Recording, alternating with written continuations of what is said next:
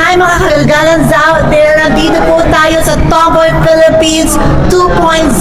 Siyempre, pukpukan at puksaan tayo ngayon. We have here Team Cebu. Hello to each and every one of you.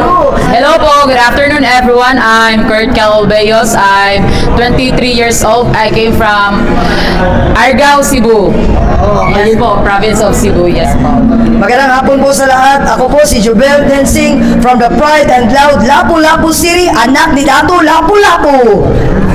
Good afternoon, everyone. I'm Dan Donaire, representing Top Top Cebu City. What made you decide to join Tomboy Philippines?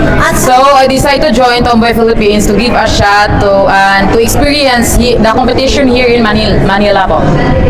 That's all po. Sa akin po ito po, dedicate ko po ito para sa anak ko po.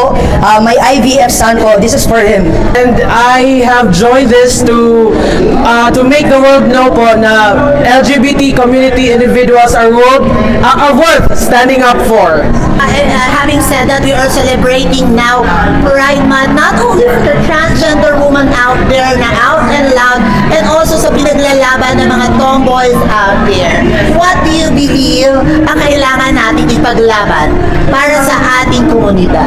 Ipaglaban natin po na makikita natin yung mga words sa mga members sa LGBTQ+ na sana mabigyan ng mga respeto sa lahat ng tao po. Yan lang po. Do you think that discrimination is only for the transgender woman out there? At hindi masyadong discriminated ang mga tomboy or lesbians or mga transgender man? What can you say about that? What's your narrative about that? Para sa akin po, kasi nagla-live kami sa TikTok, marami pong basyo nagsasabi na anong napkin reveal, mga ganun po. Please po, let's respect and love each other po. Yan lang po sana yung hiling namin.